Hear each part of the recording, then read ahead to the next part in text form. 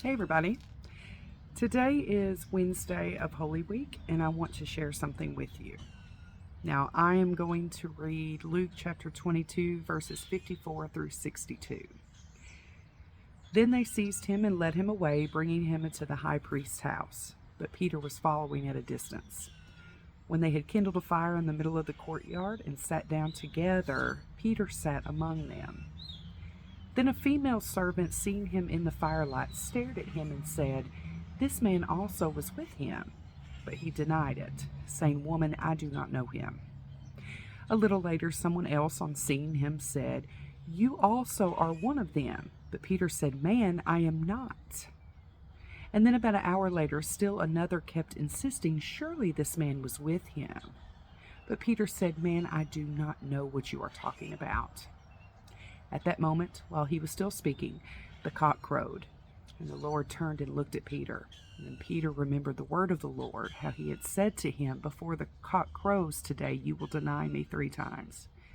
And he went out and he wept bitterly. Now, this is a very familiar passage, and many can tell you that Peter denied Christ 3 times. But I want to draw you to something interesting. Jesus has been arrested and brought to the high priest's house, and this was a very dangerous time. And for all known associates of Jesus, it would have been better if they hid or if they got out of town. But where's Peter? Peter is following Jesus and the guards that arrested him. Peter is following them. He is close. He's just a few steps behind. And I think of it this way. There are many times where our own fears and worries keep us from speaking in love, and we are afraid of what will be said about us, what will be thought about us, how will we be viewed by the masses. In those certain terms, we deny Christ, instead choosing to separate ourselves from what is true and what is just. We can take a lesson from Peter.